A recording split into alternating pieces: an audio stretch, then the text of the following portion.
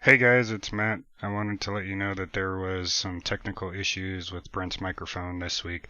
I cleaned it up the best I could, but it is going to sound a little weird. Alright, enjoy the podcast.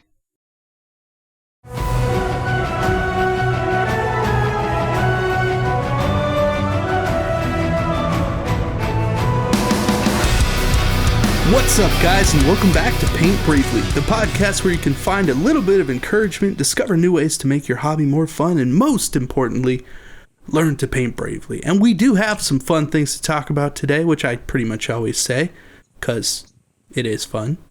And we have some painting stuff to talk about, which I think is pretty great, since this is a painting podcast after all. But before we get to any of that fun stuff, I need to see what's going on. Brent, what's happening? What you been up to? Right now, Gordon just jumped up here right now. Like right when you started talking, he knows when it's time. Mm-hmm. Yeah, that's what kitty. I've been up to. No, I've been painting Capelites. Back to you, Casey. So another 2 weeks of painting an insane amount of Capelites, not getting much done. I don't think you even... Did you say what color you were actually painting these? Because I don't think you did. It's not the Goobertown yellow. It's bone. Yeah. That's yeah. bone. Okay. Yeah. Bone. So we do actually have some stuff to talk about there. The theme I'm going to go with here is to trust yourself once you've learned a lesson. So in this case, I've been painting a lot of Dark Eldar Capelite Warriors, been painting them a bone color. That's a nice light color. And they have this like segmented overlapping armor that has some really nice creases in it. So really good spots for recess shading. And so you come to this branch in the road. Do you use a wash or do you do pin washing to do that recess shading? And just the way things played out with me trying to rush things to get ready for a couple of different games, I did about 30 of the warriors with washing and about 30 of them with pin washing. So that's putting down a layer of kind of a medium bone color all over the armor. And then coming right up to that branch in the road, that fork in the road, half of them ended up getting a light brown wash all over everything. Now, I took some precautions. I sprayed them down with a gloss varnish. I thinned down some Army Painter Strong Tone. That does a pretty good job of really making a gradient with a really light coverage on the flat areas and much, much heavier coverage in the recesses, just the way that gloss and the wash interact. But you still get a lot of staining on the flat areas. And so it's a situation where that saves a lot of time compared to recess shading. But then if you want to work it back up to that neutral bone color, it takes a lot of work with your bone color to get that armor back to where it started. And man, I feel like I've relearned a lesson that I learned many years ago at this point, which is don't use a wash over light colors. You don't do it. I mean, yeah. Especially if there's flat areas. So if you've got some power armor or any kind of armor really that has flat areas, and you're painting white or yellow or orange or any light color or bone, don't put a wash over it. You're going to get weird staining, and you're going to have to completely redo all of the flat areas. So yeah, I've just been sitting around painting Capelites, working things back up to their original bone color. And then the other batch of 30 Capelite Warriors I went through, and with a tiny little paintbrush, a pointy little paintbrush, I traced in the recesses between every gap in the armor, which went faster than I thought it was going to do. And then I come back, of course, I make a ton of little mistakes in there, and I come back with some bone and just neaten up those lines, make them crisp and, good looking, I guess. But that was good looking, yeah. And that seems like, okay, you have the minute detail of putting all the lines in individually, and then you have to come back and clean them. But that's still way faster than washing quickly and then really working up a lot more surface area. So Yeah, I've just been relearning something that I think I learned or told myself or had people tell me years ago, which is don't use a wash over light colors, especially if there's big flat areas in there or any flat areas in there. That's my hobby tip of the day. It's a pretty good tip. Weirdly, I was painting a Tyranid today, which, they're not exactly the same, but it's kind of bone with carapace armor over the top of it kind of thing. So, it's not too dissimilar. And I had the exact same experience. Like, I kind of painted everything like a real light color, and I had this idea that, I'll wash it down, and then I'll come in and I'll like do some highlighting and whatever, and it looked like garbage. Yeah. And so I just redid the whole thing. So there's at least the academic debate when you're dealing with some organic creature like a Tyranid. Like, it makes sense that there's more variation and dirtier or what have you, more staining on the carapace. But yeah, that seems like one of those things that we keep trying to touch that hot stove. It's like, nah, but what if I use a wash this time? Nah, this is the time for washing over a light bone color, off-white, washing over an eggshell color. This is the time when putting brown over eggshell white is really going to do what we want it to do.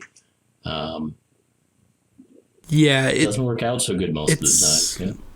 Yeah. Generally not, like, especially with acrylic washes. In my case today, I did go back and I started off, instead of just white bone, I started off with like a brown. And I kind of highlighted everything up using an airbrush. And then I came in with a brown and red kind of mix oil wash over a gloss varnish.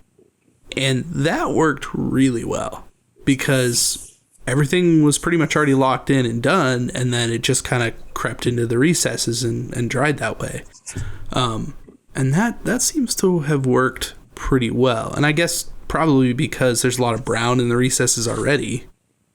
But I find that doing an oil wash over white tints it like a little bit.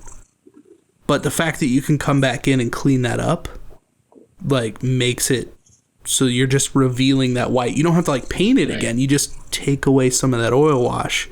And all of a sudden, I got crispy white armor. Right.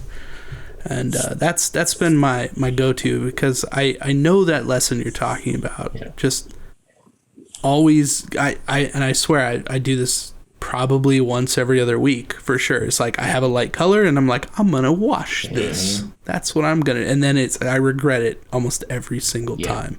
Because not only does it darken up more than you want, and so you have to come back with paint, but it normally takes a couple layers of paint. If you're trying to get bone back to where it should be, that's 2 thin coats at least. So, right, like on top of coats if 2 you're using thin yellow coats. or something. Yeah. Right. Well, and that's where, especially with that light colored paint, like, people get into that area where it's like it starts to look chalky. Yes. Bone and white. It's just it's gonna look chalky if you put more than a couple of layers down. Like, the only thing that I can think of that's never done that for me is like white ink through an airbrush. Otherwise, it's gonna kind of look like crap. You got to be real careful with it for sure. So yeah. So are you done with those 60? No, you're I'm done. Not. You're not done. I'm proud of myself for actually putting some effort in between actually having games scheduled, though. Sure, so yeah. Both of the games. So we've had 2 games with those models so far. And for both of them, like, I have not finished before the game, but I got the models. Got the 3-color minimum for sure done with them, but like it left significant work to be done for each of the games I've played so far. But the next game is, we've decided on the point cost, but we haven't put a date in the calendar yet. But I've still been working on them. So So it's a situation we're doing the Escalation League, but I'm behind. Like, I got to get my 750 points actually painted that I was supposed to have last time, and at least this time we're only going up to 850, because, like, we were talking really? between Okay. all of us, you're like, yeah, it's too much, man. It's too much. It's too much. Like, no, can we slow this down a bit? I mean, that is the main issue with Escalation Leagues anyways. Like, if somebody falls behind, you have to do like a makeup game, and then you have to like figure something else out. Then what are you going to paint next? So that's kind of nice that at least in your group of friends, you can be like, look, let's just add 100 points. Because that's that's less than a model generally. And I normally assume that I'm the person slowing things down, so I try to just agree to whatever people are saying and be like, all right, I'll push myself, we'll get something on the table. But talking with my pals, like, one of them's like, yeah, if we go much higher than 850, I'm gonna have to buy stuff. And I mean, I'll do it. Yeah, that's the idea. Yeah, you're pushing them into you. Yeah, I gotta have to buy something. I guess I don't have a choice. Like, man, maybe I should be in an Escalation League. Like, I'm real good at buying stuff. Let me put a real quick battle report in. News update, battle report. Okay, so this is the same. Put some battle music report under that I this. chucked in the comment section of our last episode on YouTube, but we played the game that we talked about during last recording. 750 points. What we did was we had 2 people on a team, 750 each. So each side had 1,500.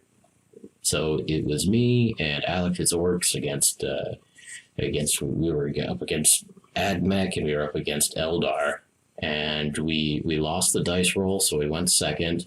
And so my friend Alex lost his DACA jet during turn 1 shooting. He lost his full squad of commandos during turn 1 shooting. He lost half his bikes. Meanwhile, I lost 49 of my 60 Kabalite warriors. By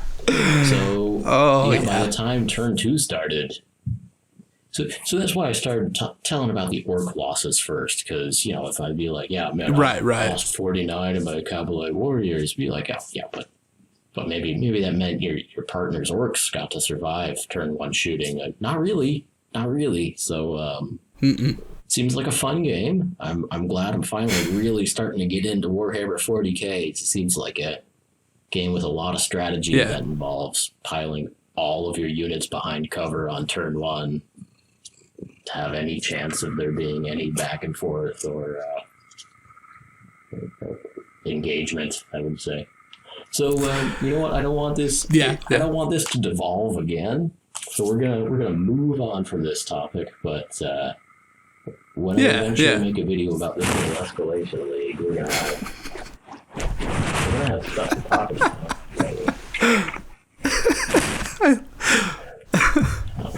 This cat got really excited about the wire hanging from this microphone pole. I could tell. So over on the youtube.com/paintbravely podcast, we have a video feed going. So if you want to watch Brent's cats basically try and ruin this podcast every episode, that's a good place to go. So check that out. I can't even see you now. There's just orange fur in the camera, so that's fine. Your turn, Casey. I was thinking though, well, besides painting that Tyranid, I guess I should explain a little more about this Tyranid, because it's kind of special.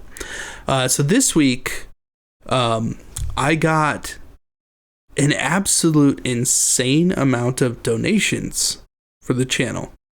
Now, normally people contact me and they're like, hey, I've got these models. They've been sitting around for years. They've been in this drawer. I finally found it. I don't really want it. I don't know what to do with it. Don't have time to fix it, whatever. And they go, here's a model. Like that hopefully that'll help, right? And that's been really cool over the years and really helpful.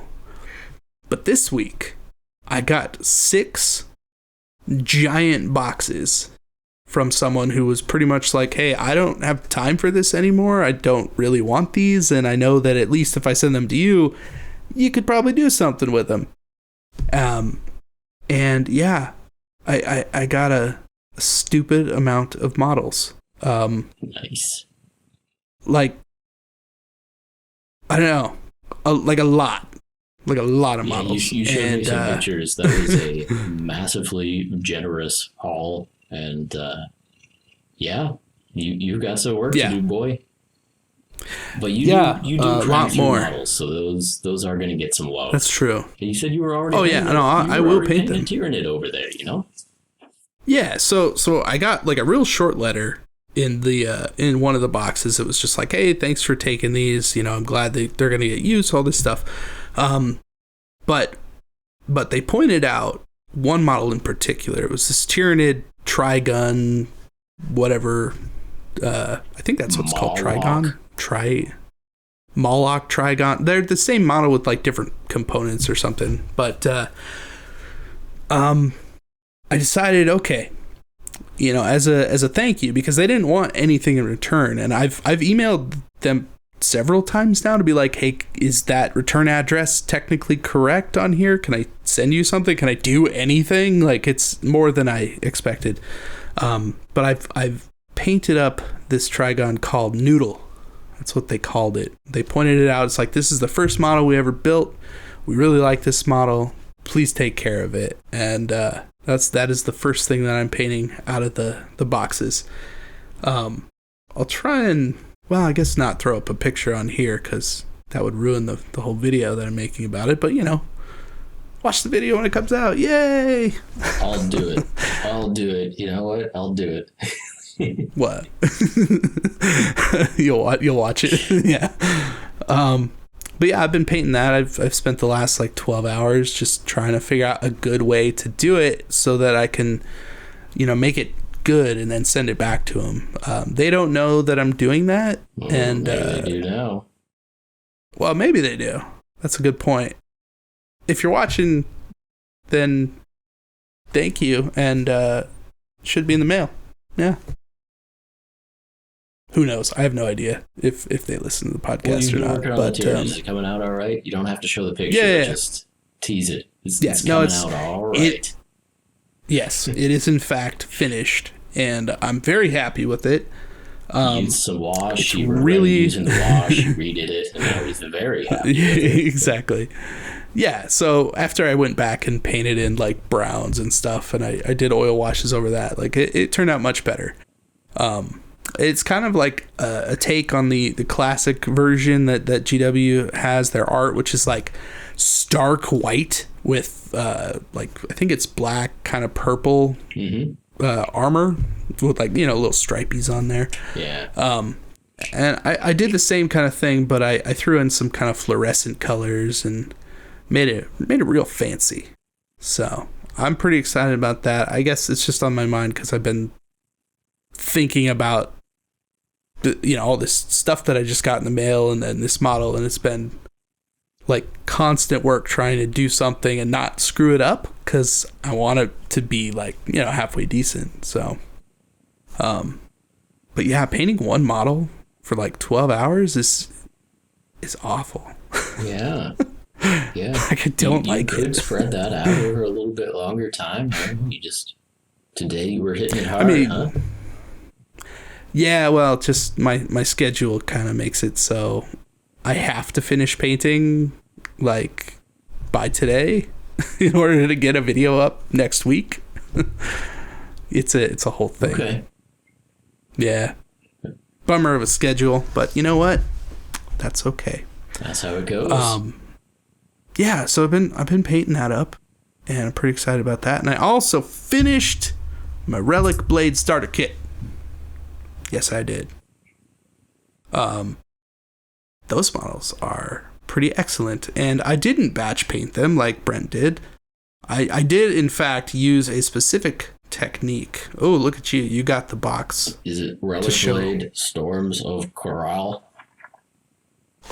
Why, yes, it is, Brent. Battle set? It is Relic Blade Storms of Corral 2-player battle set. Yes. Paint 1 Warden of Justice, 1 Wild Elf Witch, 1 Lone Guard Infiltrator, 1 Gnome Grenadier, 1 Dark Prophet, 1 Destroyer Pig, 1 Iguan Marauder, and 1 Slayer Squid?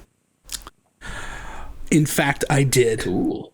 And they were all pretty enjoyable. And actually, just as kind of a side, the starter set for this game comes with like 1 model from each different faction, and I really like that because now I kind of know which way I want to go, just from a painting standpoint. Like, I did the old, slap chop from Rob, yeah, where you base, or you prime it black, you dry brush it gray, and then you do like a stark dry brush of white over the top, like from the top down or something. And I came in with like real thin colors and contrast paints, and then just worked it up from there. Works really well, and you can get stuff done like real fast. The slap chop technique pioneered by Rob, the honest wargamer, is revolutionary and is actually a good way to paint models. And when you look up that video, just kind of mouse over the video and get that quick little preview reel, that the thumbnail preview reel. Yeah. You'll enjoy it. It's still good, yeah. I should. Oh, man. So this is something that comes up every once in a while, but for YouTube, we get to pick what the thumbnail for the video is.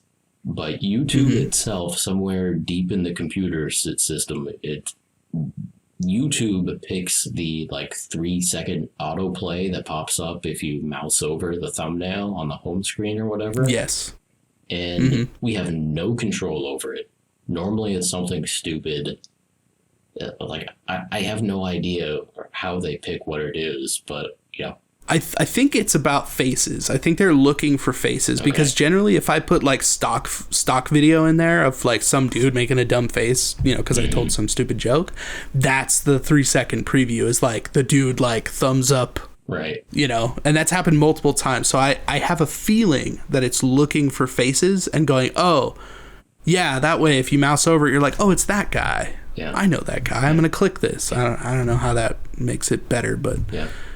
My favorite is a year or two ago, Scott the Miniature Maniac went on a vacation and he posted some vacation pictures. And one of the vacation pictures was him on a beach in short shorts.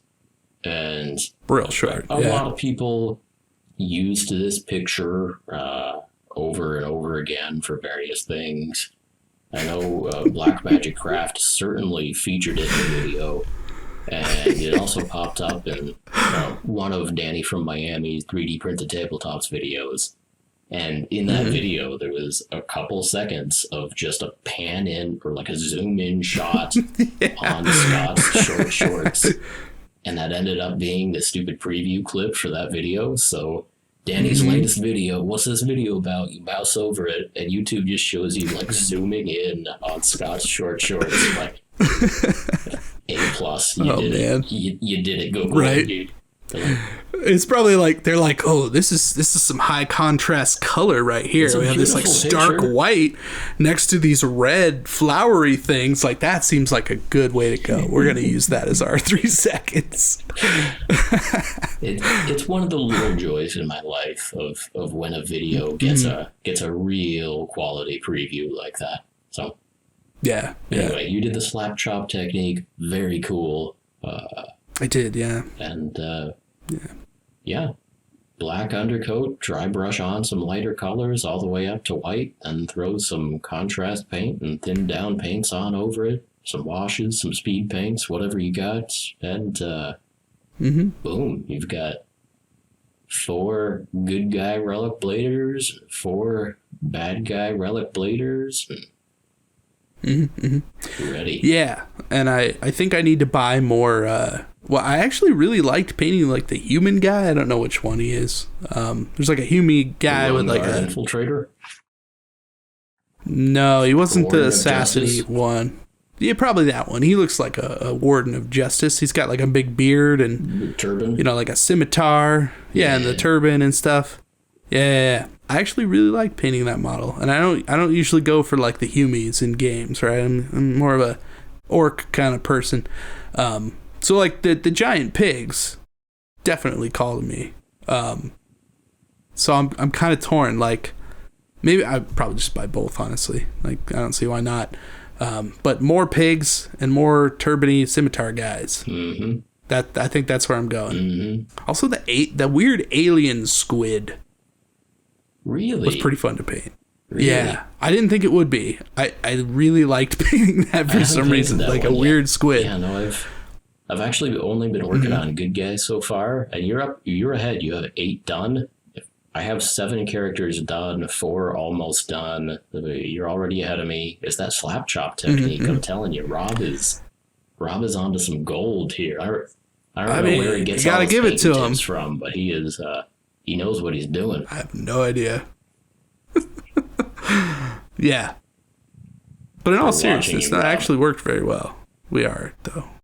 Anyway, so yeah, that's kind of what I've been up to. I've been painting those things. I can't remember if I mentioned this. This guy getting stuff done over here. He's got a Tyranid. I'm really trying. Relic Blade. Look at this guy. I've been painting a lot this week. Yeah, it's been a busy week. Although the Relic Blade stuff, because I had all these boxes like on my main table and my desk. I actually took a TV tray and I took my Pro Acryl set and I just went out into the living room area and I just had it set up by the couch. So I actually got painting done while like watching some TV and stuff, which I don't usually do because I like, having a space and lighting and stuff. But yeah, that was different for me. And I think I'm going to keep doing that. I think it's really productive. That's a sub-level 1 painting arrangement, but sometimes that hits the spot, doesn't it?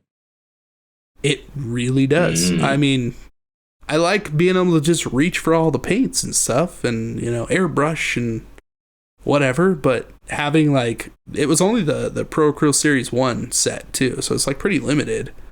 And I didn't go get any other colors. It was just whatever's here is here and I'm going to use it. And yeah, it was kind of freeing actually. I want to go buy more Pro Acryl, but then I'm kind of but then it's too much. It's too much to carry out to the TV tray, Yeah, the core Pro Acryl set has some very good colors in it. And there's no teal though. There's a dark jade. The jade's good. Yeah. Yeah, but I agree. There's no teal. Right. I can see that there's no teal. So one of the things I've been painting this week is the Pride Marine or the Fabulous Marine. Yeah. And so it's June when we're recording this right now, so Pride Month, and this is the second year that a bunch of mostly Twitch streamers, Giggling Geekette, Zambies, etc., have put together this Fabulous Marines event, group, what have you. A bunch of people painting Marines or anything else that they feel like painting in honor of Pride Month, and then in some cases loosely affiliated with the Trevor Project, in some cases more strongly affiliated with it, either direct donations or eBay auctioning off of models to support the Trevor Project. So anyway, that means I've been painting a rainbow. Right, yeah. And finding really good primary and right in the center secondary colors, one of each, Roy G. Biv, right down the center, really bright, vibrant colors. Actually, the Pro Acryl set has really, and they even name them correctly. Red, That's yellow, true. orange, green, blue, violet. If there's one thing I really appreciate about the Pro Acryl set is definitely that they named it to where it's oh, that makes perfect sense. This color is jade. It is literally jade colored. I mean, go figure. Yeah, not do that. Thank you by people. darkness or Sybarite green. It's I do have a soft spot for that Ink by Darkness, though. I know you do. That's my go-to all the time. Yeah, but no, this is the second year of the Fabulous Marines event. And I remember last year that I did like a rainbow laurel on a beaky helmet that had the laurel imprinted on the crown of the helmet. And in that case, I remember going through all my different paint lines and being like, okay, this one from Vallejo is like a really good center yellow.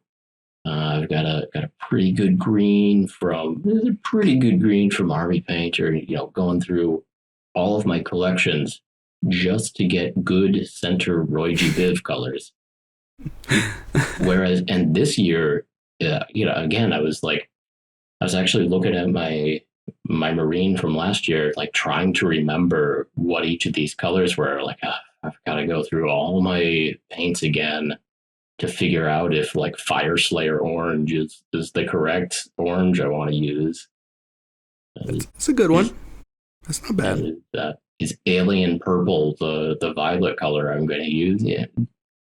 But in the last year, I bought that main set from Pro Acryl, and yeah, they're named correctly, and they really are spot on center of what you would think for the primaries and the secondaries. So that was a much easier decision this time around. Nice. And that was nice. And yeah, just as like an art project, it's not every day that you do paint a rainbow or that you do use a lot of purples. And I've basically pulled out all of my purples. I've been using a Triad from Reaper, which okay, and it's been in my collection for a couple of years, and I've used a few of the Triads that I have from Reaper, and I hadn't used this purple one much, but getting good use out of it now. Except the dark part of that Triad is basically black, it's called like Nightshade Purple or something. And I keep painting it over like white, and I like holding it up to the light, maybe it's just black. I'm trying to think, it's been in my collection for a couple of years. Maybe one of the pigments decayed or something. Maybe they had a bad pigment choice in there. Maybe it was bottled wrong. Maybe it's supposed to be the blackest purple, but I don't know. But it's coincidence. I mixed up a dark blackish purple today, and I was like, man, I wish I had a dark purple, like that was really dark. Yeah, just a weird coincidence. Yeah. But anyway, the mid purple and the lilac from that Triad are actually pretty dang good, and getting some use out of there. You know that I like purple from Vallejo Model Color. That's a good one, which is more of a reddish purple, I'd say, but beautiful. And I even pulled out the Vallejo Game Color line, like Ultramarine Blue, which is in one of those Vallejo 16 set, 16 color start painting sets or whatever. Which are ordinarily pretty great sets, but there's a few weird color choices in there. And so for the Game Color Vallejo starter set that has 16 colors, a lot of good colors in there, but for blue, there's this what they call ultramarine blue, which is getting real close to purple.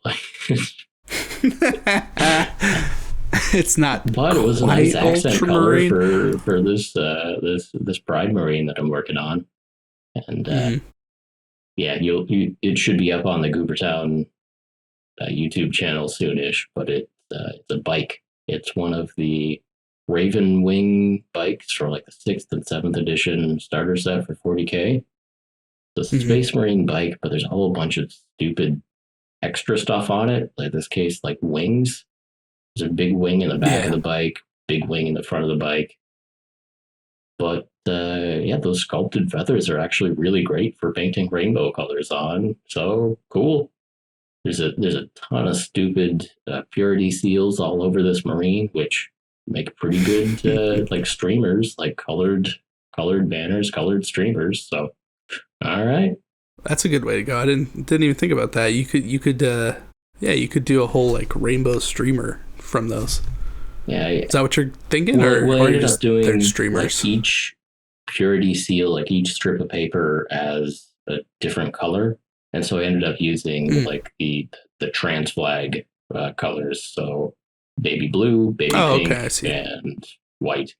Kind of the cycling through those colors for the streamers that are coming off of that marine, and I was actually having a ton of fun with it. Just one, awesome to use bright colors. Two, I did some fun conversions on it to make it not have weapons. So okay. So you took all the guns off? Yeah, this one had a chainsword, and of course the 2 bolters in the front of the bike.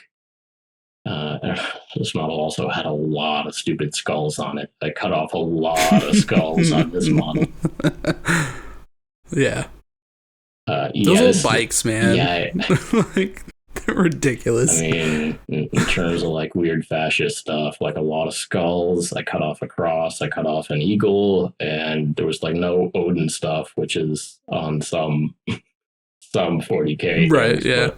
But, so got rid of a lot of that. Got rid of the guns. Turned those into extra headlights on the front of the bike. Cut off the chain sword, and I'm going to be holding up like a banner in that hand instead. And there was a pistol on the side that I really couldn't change, so I just colored it in Nerf colors, like bright green and orange. And that's a good idea. Yeah, no, just really refreshing to be painting something that's not covered in weapons and fascist stuff. Really fun, to be using those colors, and it's turning out well. So that's a project I am definitely enjoying. And I mean, it is for Pride Month, so I started posting it on socials, like the work in progress pictures. And I've said it before, I'll say it again, Instagram is the best place where you can post pictures of your work.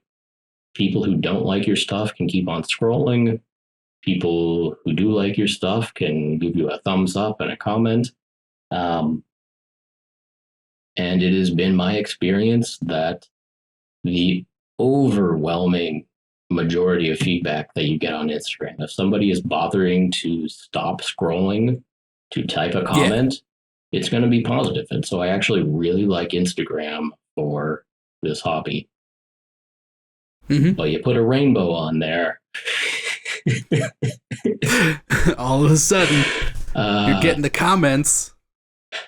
Yeah, we don't need to go too dark, but it's like just a reminder that homophobia, transphobia is alive and well. And just I go between July all the way up through May, my Instagram account, only positive comments.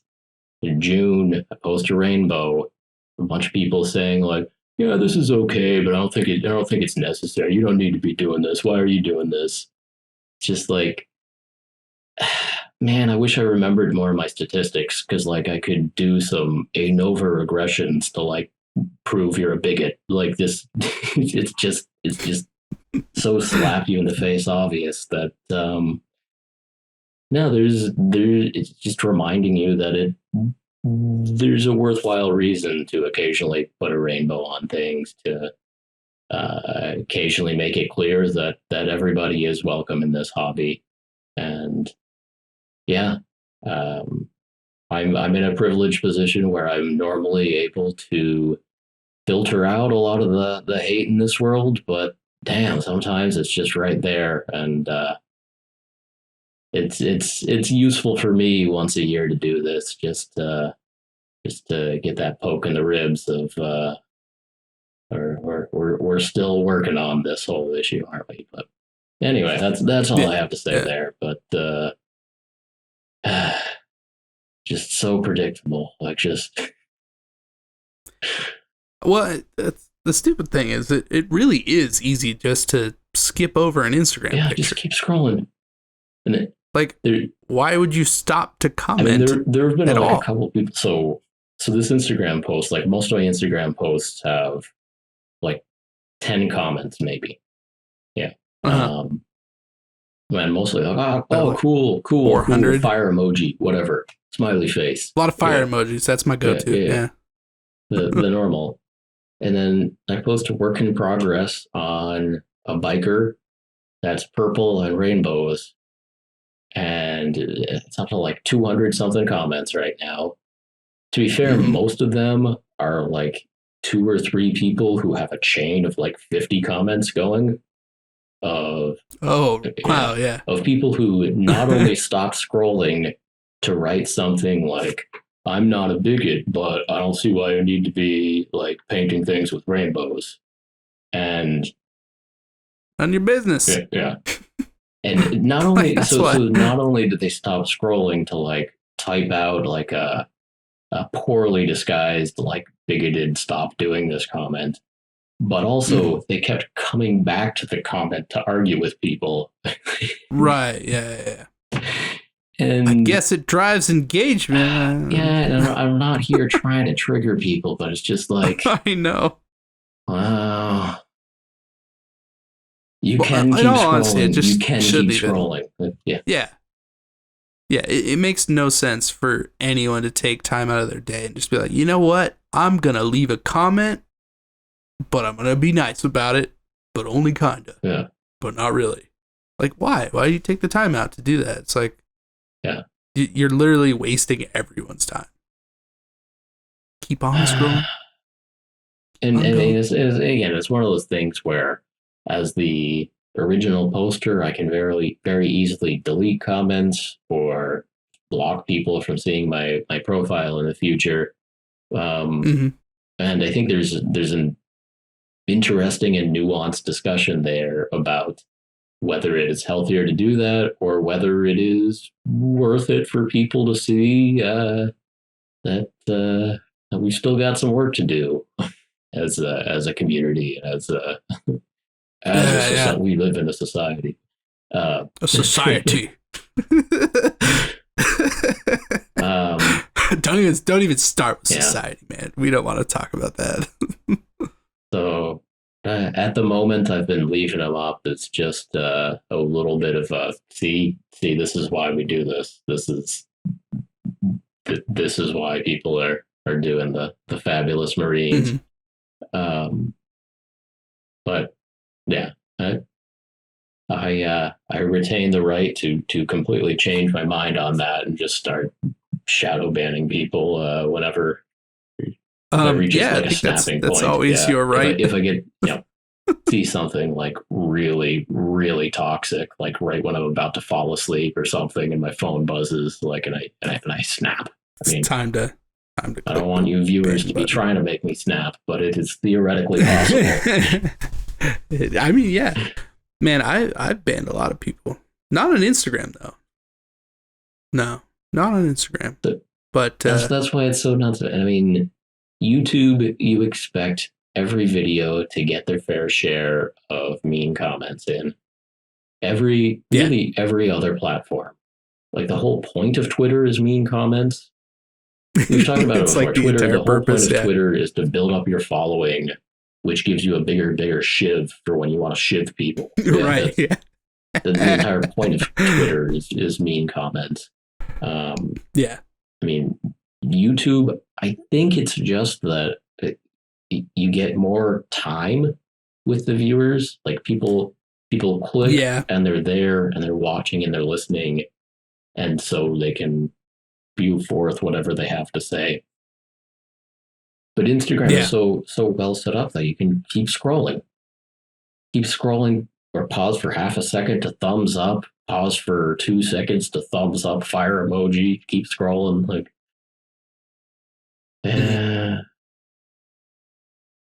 but ordinarily, unless you're painting something with a lot of different colors in the Roy G. Biv order, Instagram is a wonderful place to share your work with other hobbyists. Throw some stuff out there. You'll get some thumbs up. You'll get some fire emojis. You get the smiley face with the hearts in the eyes. I think that's an option. Yeah. That's one I use that one. Yeah. Yeah. I'm just the fire guy all day long. That's what I do. Yeah, well, I like the bike. I think it looks really good. I know it's not done. It's But getting looks closer. good. Like the colors It's are getting vibrant. closer. And good. I've actually been putting in serious work over the past couple of days, and it's a project where I think I'm well over 10 hours of actual painting time in. And not that it's going to be amazing, but this is one of the painting projects that I've been enjoying more than normal lately, I'd say. And it does make me think about how much time I've put into those stupid Cavalites. And I think a lot of those Cavalites look pretty good. The ones that are starting to be pretty done are looking pretty good. But yeah, it really makes you think about how much time we put into these stupid armies sometimes that maybe we don't need to be. I mean, I like to think that I'm the kind of person that if I set my mind to it, I can paint an army in like a couple days, maybe a week. I've done it in 24 hours before, like a whole 2,000 points, and they look good. Are the recesses in the armor neatly shaded, giving incredible contrast and neatness? Yes. I washed the model and then dry brushed it. So yes, the recesses are shaded nicely. Actually, yeah, like the armies that I have painted in a relatively quick fashion, I've done all the same steps that you would normally take. I'm just using certain things to try and expedite specific parts of the process, right? Like if you're base coating, use an airbrush. It'll take you no time. Like, don't paint that on. Mm-hmm. Don't do that. Rattle can, airbrush, come on now. Yeah. Did you use the airbrush for your Cabalite Warriors? I got the base coat down with an airbrush, yep. And man, that's good. Ooh, I think I mentioned this before, but I also got the bases done. So I got the bone armor done. I was able to get some terracotta base color. Yeah. And then I was able to do the black rims on the bases with the airbrush. And that's just one of those things that tickles me. I love that because, yeah, I mean, a good base rim helps a lot. And the airbrush is a really fast, really clean way to get an airbrush if you just willing to paint a little bit bravely, you know? Willing to... I mean, that's tough. It is tough. It's a skill, but yeah, you've got your model. You have some, perhaps many colors already painted on the model. You're like, hey, load up some black, paint black at all angles on this, 360 degrees around this model, get this base rim on there. And there's some risk. Gotta be honest about that. There's some risk. Bone armor, you're gonna just shoot black 360 degrees around this thing. Slips or just get a squirt of black across the entire model. Oh yeah, I've never done that before. But no, for real, like all 60, or realistically, I got some spares in there. If we're being honest, I have some ability to switch out some special weapons, some heavy weapons, some Sybarite squad leaders. So it's closer to 65, 70 models. So call it 70 models. But I did not screw up a single base rim on those. Like I got the bone color base down there. I got the terracotta on the sand of the base, and then went around the base rim, all 70 base rims with black through an airbrush. Being careful, but still only taking 15 seconds per base rim to go 360 degrees around to get a real smooth single coat that looks good. And it's just one of those tips and tricks, hot tips of the week that I quite enjoy. I'm trying to think of how you would accomplish that. If you have red as the top of the base, right? These are 25 millimeter bases. They sure are. And you got just the rim around the bottom. There's just a tiny little bit of shadow under the grains of sand. Oh, you put sand on after? I put sand on first. All right. So yeah, put the models together, glued them down to the base, glued sand and rocks on top of the base with the model already on there. Yeah. And got them primed, got them boned, terracotta on the base, and so that was actually messier than anything else.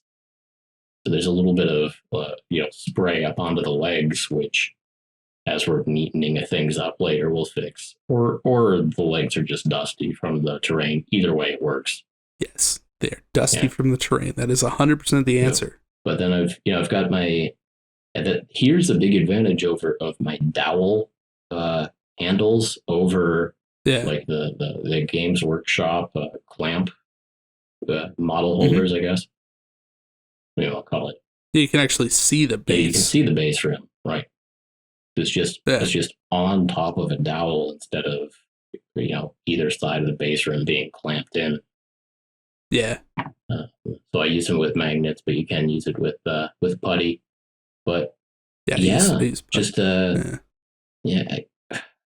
really just the angle is just perpendicular to the surface of the base rim, which are angled up a little bit. Using a small nozzle, being careful, but surprisingly easier. Yeah, I understand that it sounds stupid. It sounds like it shouldn't be doable. Like I do understand, and that's why I feel like I've done this before. It didn't work. This is why it makes me so happy that it does actually work. But yeah, worth a try.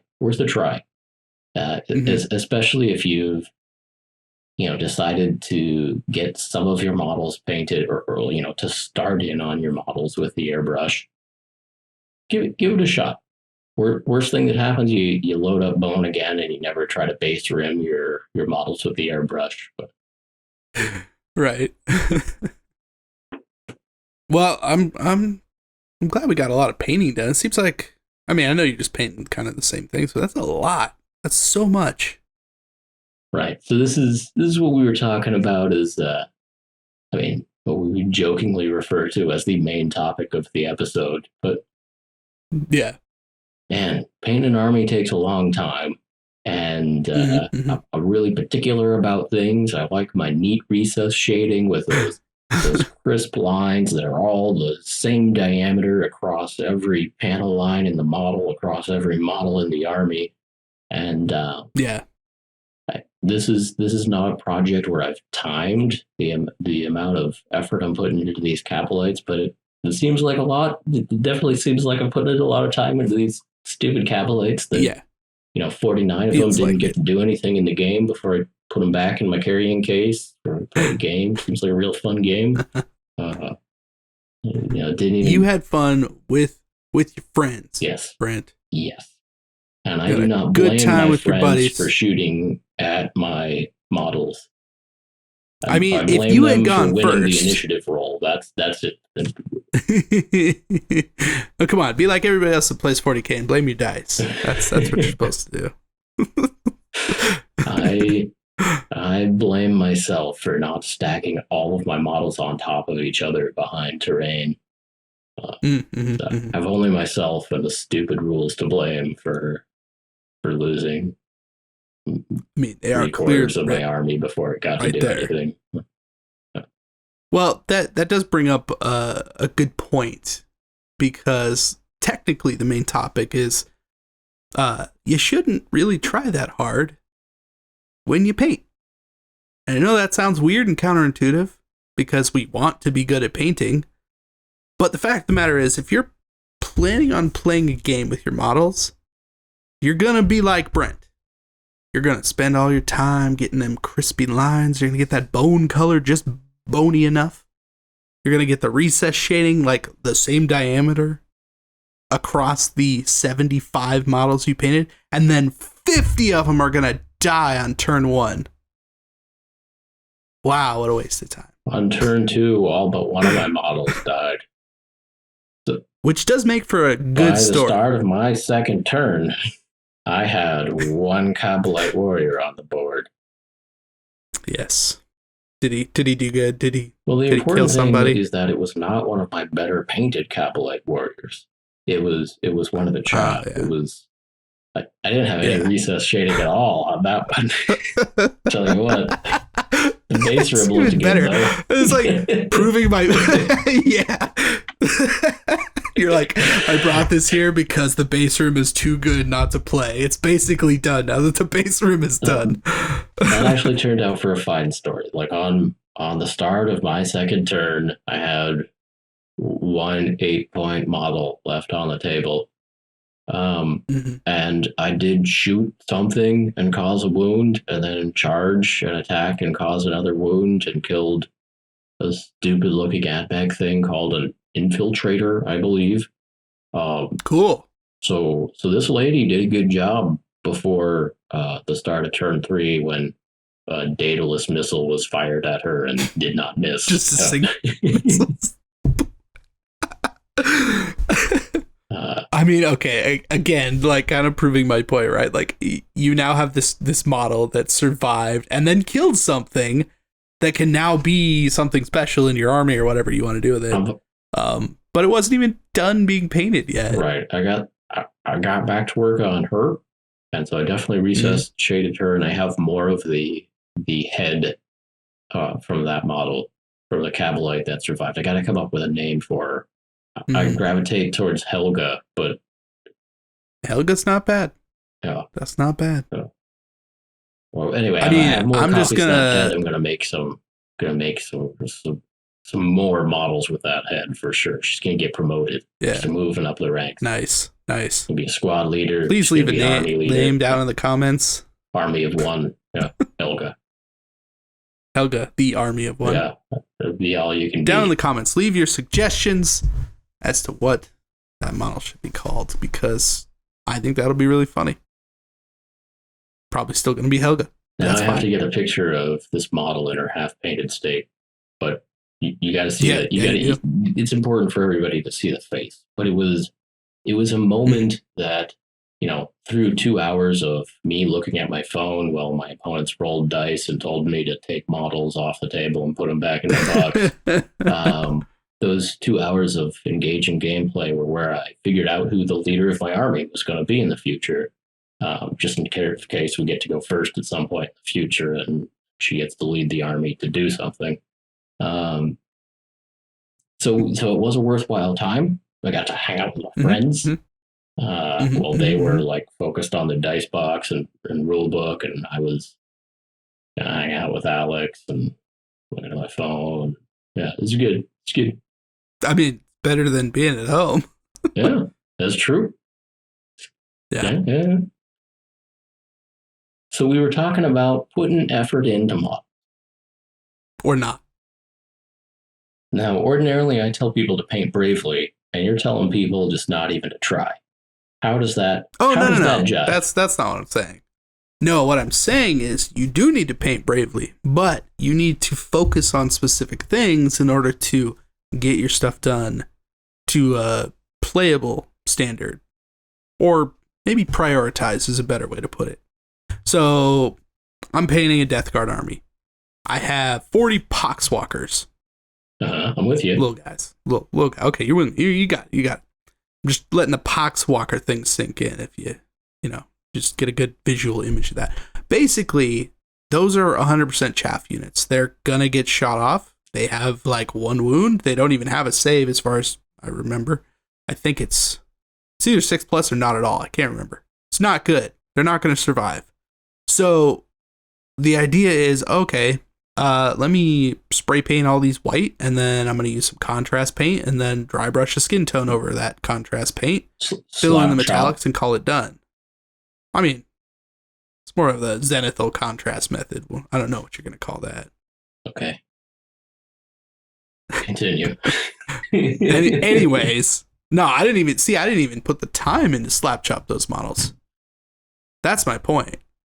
Like, it's a straightforward method to getting paint on the models, and they still look good. It's not like I didn't really try, but, I spent maybe 10, 15 minutes per model. Maybe. That's it. And I think that if you prioritize units that you're playing in an army and you say, okay, well, these are definitely going to get shot off, right? they're going to be on the table for literally 1 turn, maybe 2 turns. So why spend the time and effort when you could be doing, I don't know, anything else? Like, I know that you, Brent, are a slow, methodical painter. Mm-hmm. But damn. No, I see your point. I see your point. I like each model to look cool, and then I like and then I like to have a whole bunch of them so that they all look cool. But man, 49 of them went right back in the box before I had to do anything. Yeah, that's like a feel bad. I thing, did get honestly. to roll a few like, saves, but it didn't make a whole lot of them. No. Cabalite Warriors, same thing. It's like a 5 or 6 plus or something. They're just, the odds are against you. They are always against me. Yeah. But I take your point. So the idea is that there's these degree of zoom. Like you can zoom into a single model, and maybe you think it looks cool, maybe it doesn't. But if you are painting for an army type game, or you're painting to a scale where you need a lot of models, then you're standing several feet back. You're looking at them from 4 feet away or whatever. Maybe some washes will do the trick pretty dang well. Yeah. I mean, I have to wonder, and maybe this is something you can experiment with on your own time, but if you paint them white, like the whitest white that you can, and then use like a watered down sepia tone. No, you're definitely right. And then just look at that. That is absolutely what I could have done. And from a distance, the effect would be almost identical. I guarantee you. Yeah. Yeah. There's now the inspiration for my force was like a couple of pictures in the codex from a few editions ago. That's bone armor, and it is very crisp and precise, and it just makes me happy. And I wanted to do exactly that. Yeah, it does look cool. Yeah, I'll give you that. Yeah, for sure. So no, it's just that's not what I wanted to do. But you're absolutely right. If the problem with the wash is that it's making things too dark, start lighter.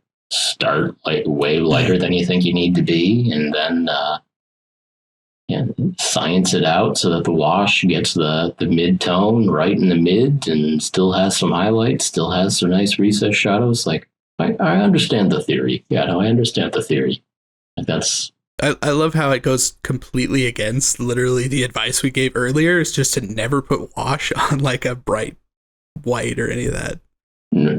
In this case, though, well, this is talking about making compromises to paint fast, especially for things that you need to paint a lot of.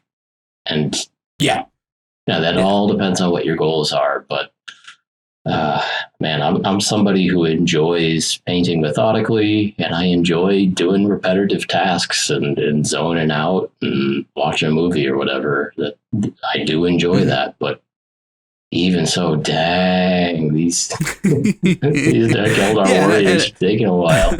And, at this point, somebody maybe could have convinced me to take all of them except for the squad leaders and just kind of prime them white, throw some bone contrast or bone speed paints on there and see what happens. Yeah. And I'm not trying to take away from the fact that like painting methodically and slow is, because it's fine. It's fine. And if you have time for that, then hey, that's all well and good. Like I do occasionally like to spend time on single models.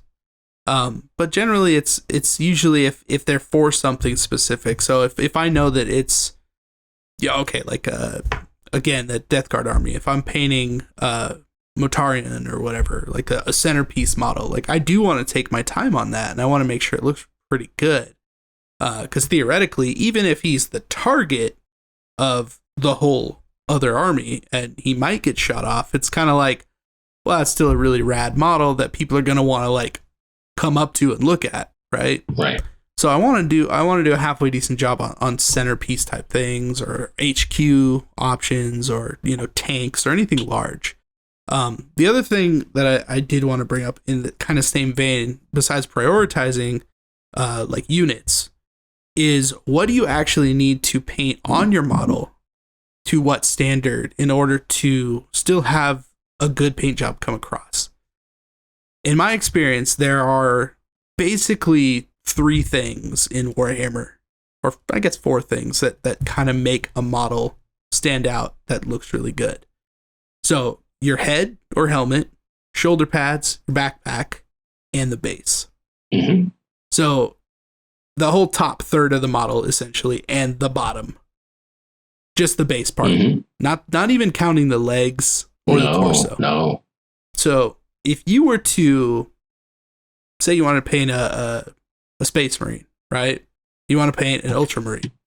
If you literally just, from the top, sprayed blue over that, filled in the trim on the shoulder pads, the Aquila, painted the helmet, get some nice eyes on there, some like glowy red or whatever, paint the backpack so it has some edge highlighting or whatever, and then you put it on a really cool looking base, like literally no one will ever know that you didn't edge highlight both legs and the knee pads and all the extra stuff. It just won't matter. Yeah. Yep, there's where to focus on, and even more simply, part of the base is just what color it is and how that color interacts with the main color of the model. Like, for talking about standing back a few feet and looking at the overall effect, it's really just what colors. like is the color combo good? Yeah. And yeah, actually, this last game I had with my pals, my army out of the 4 of us looked the worst. And part of that was because I was not done painting. Part of that is because a couple of my friends are legitimately very good painters. But partially it was just because it was bone and terracotta. Like that was, which I think is actually a pretty sweet combo. And zooming in on like a couple of models, I think it looks pretty sweet. But like to several feet back, man, my friend Mark with his sweet yellow and blue Eldar, and he had a few flame stencils on there, blue flames on the yellow Eldar bikes and stuff. It was looking nice, very nice, very nice. Yeah. Some fairly thick and quick looking highlights on there, but would you only start to question if you're like really staring at them close. But farther back than 6 inches, and they're looking real good. And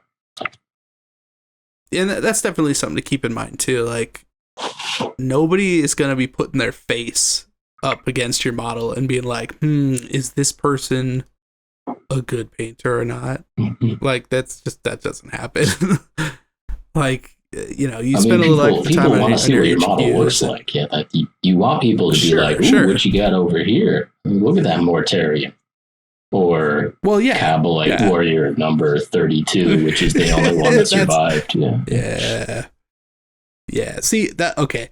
When I do actually take loads of models off the table, like I have a bunch of orcs, right? And the orc boys get shot off constantly, and it's not really, they're one of those models. Same thing, chaff unit type thing. I always put the worst painted models like in the back, because I'm just gonna take them off the back. Like, just take them off the back line. Like, ooh, like every single time I take a model off, I'm like, man, this is looking better every time something dies. Like, this is more cohesive and better painted as they die. Like, yeah, okay. Okay, if you're gonna deep strike some Def Coptas, like, paint them up good. They're literally gonna be on the other side of the table. Somebody's gonna be looking at those. I hear you. So that's kind of how I'm looking at things. Yeah. But overall, I think having a solid plan and focusing on like I said, the focal points, the top third and the base of the models, and having good color combinations that are good contrast, right? You can get stuff done really fast and still have something that looks really good, and spend, I don't know, just a quarter of the time that you would spend normally. Yeah. I just don't I don't think I could sit down. Like every time I look at an army, I'm just like, man, I do not want to spend an insane amount of time painting this. Like there has to be another way. Yeah, maybe when I get around to painting some of these Conquest minis, maybe that's what I'll do. I'll try to force myself like, no highlighting the wrist muscles on these dwarfs, none of that. Yes. We're picking sports team colors to make these dwarves look good fast. We're going for it. Slap chopping these. Dweg home. Actually, not a bad idea. Yeah, the slap chopping the Dweg home. That's the title of that video right there. I don't know. Might have to check with Rob, make sure we have the right to use that name. Copyright, yeah. That's a good point. Yeah, we'll let you know when he gets back. We'll get into some negotiations on that one for use.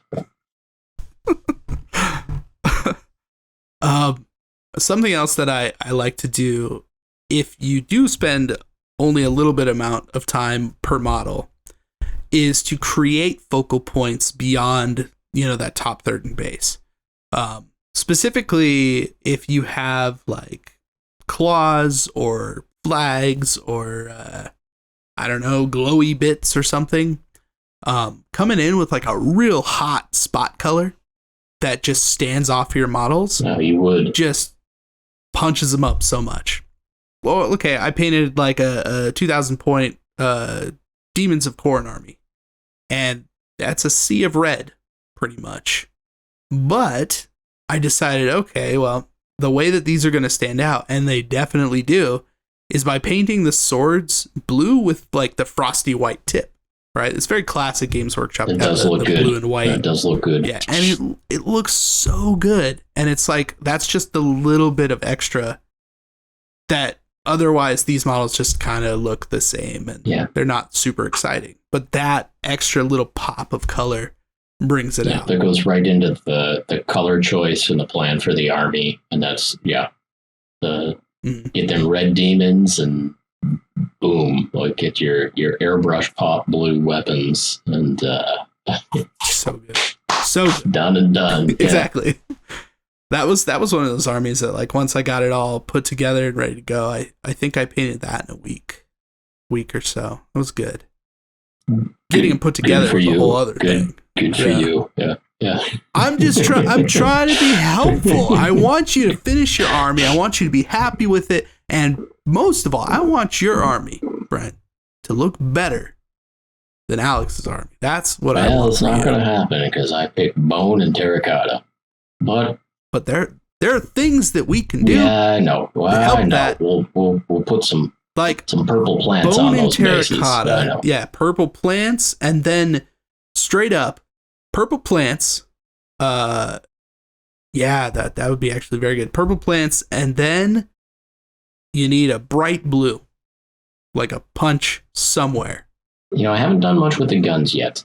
The guns have just been black with a dry brush of metallic on there. Like the guns definitely have some room for poison or whatever. Yeah, okay.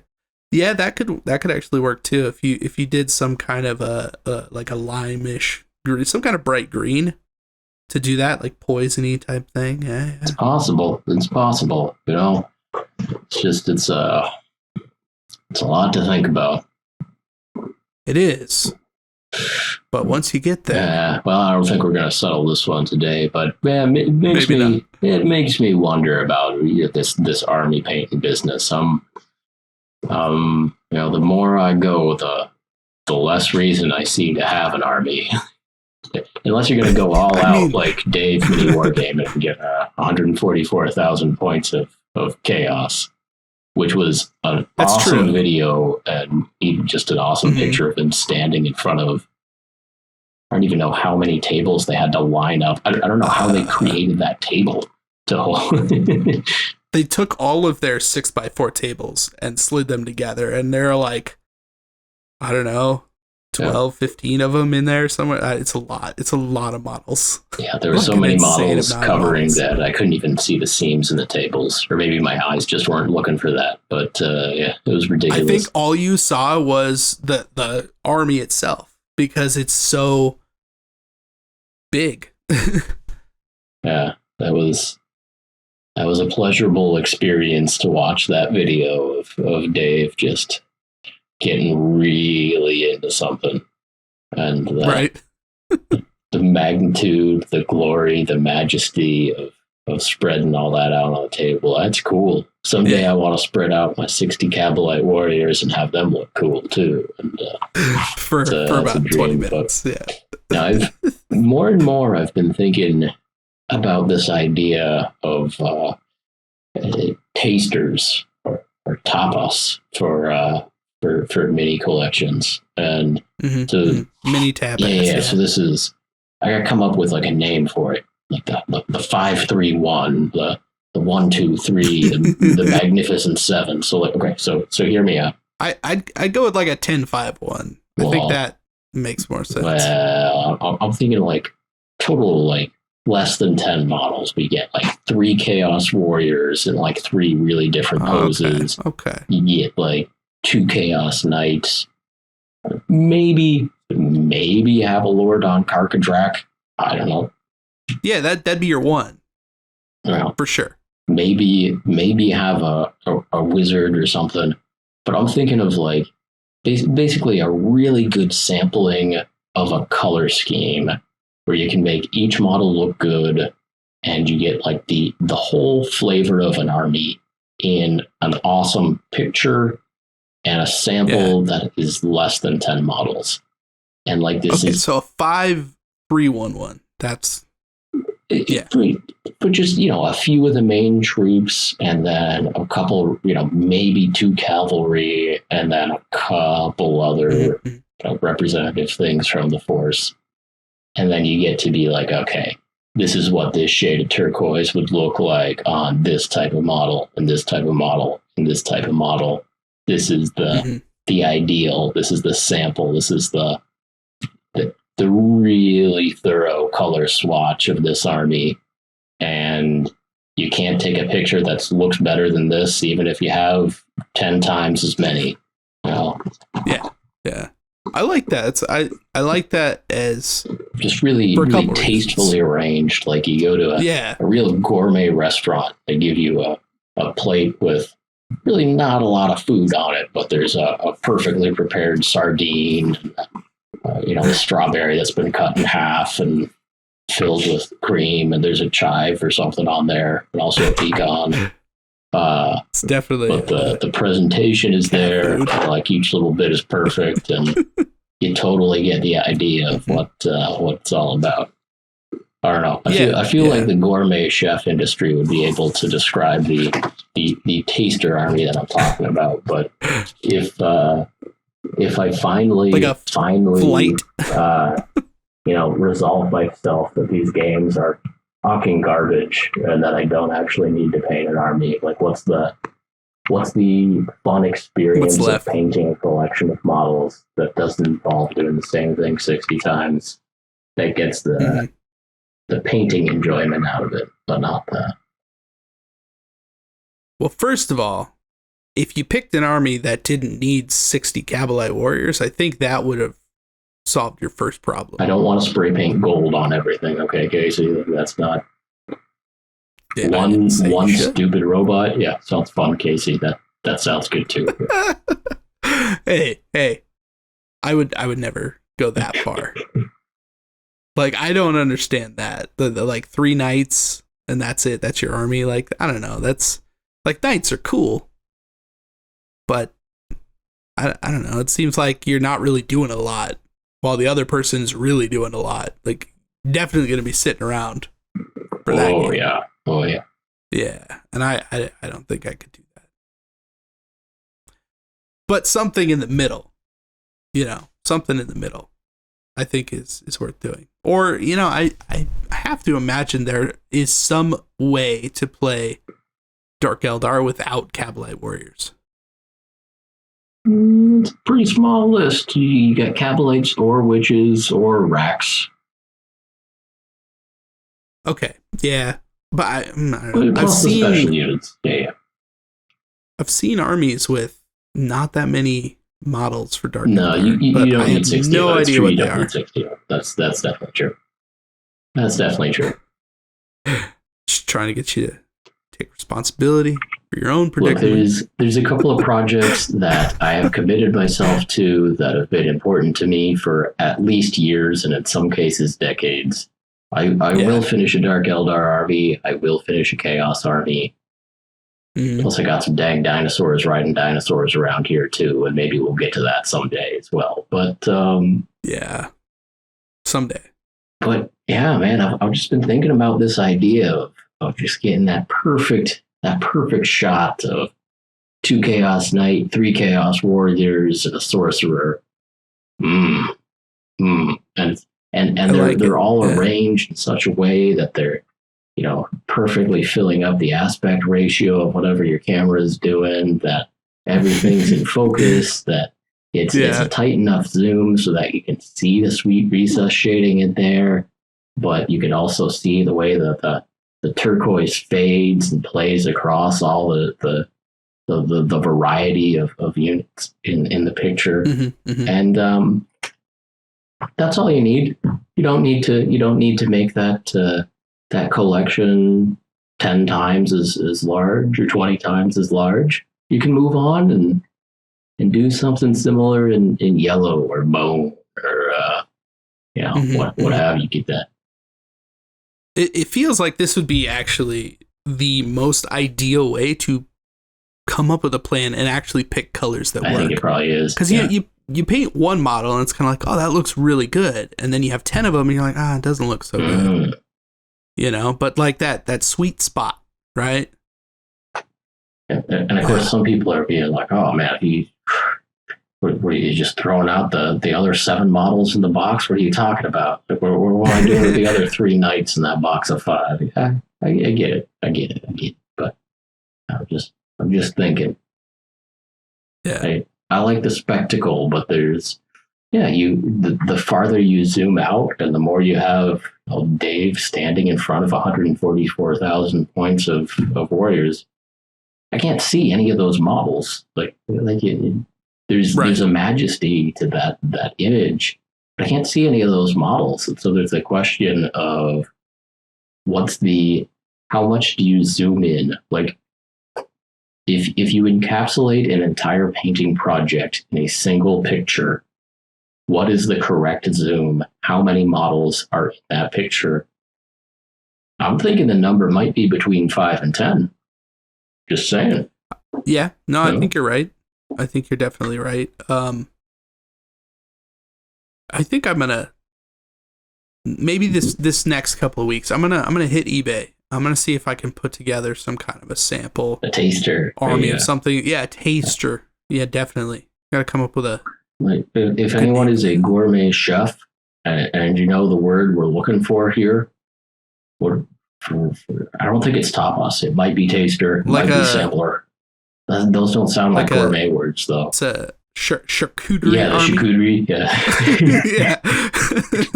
Just a little bit of everything. Yeah. But like tastefully put together on a board. Actually, yeah, it's not bad. I'm building me a charcuterie of Dark Eldar. Prepared a charcuterie for 47, and we have yeah, something like that. But yeah, because like I actually just bought some Dark Eldar the other day, and that might be one of those like worthwhile things to throw that in and be like, this is the way that I would go if I were to paint an army or whatever. I mean, the other takeaway from the charcuterie army is what you're talking about is just a warband for a skirmish. You're right. No, you're right. Like a skirmish. The correct term is warband. And honestly, the underworld warband. Yeah, no, absolutely. Or Relic Blade. I mean, Relic Blade is pretty dang good. So what we're talking about is that we're about to get really into some skirmish games, and that's not a bad thing. Pretty much. So, on that note, yeah, that's all we were getting at. Is you know what? Skirmish games are actually pretty great. That's what it's called. It's called a Skirmish Warband. Yes, that's. Thank you for your input and all the things we got there. We did it. We did Sometimes it. it just helps to talk things through, and how for an hour and a half. Thanks for lending us your ear. It's good to, good to get this stuff processed. Yeah. Oh, well, thank you again for joining us on another episode of Paint Bravely. If you enjoyed this podcast, please help us out by leaving us a review on iTunes, subscribing to the YouTube channel, and sharing this message with your hobby friends. And as always, we appreciate each and every one of you for listening, and we will talk to you next time. Talk to you next time. Good kitty.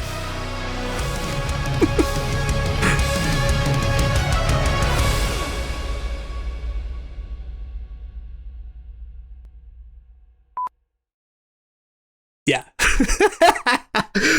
It's just Skirmish Warband. It's just is what it is.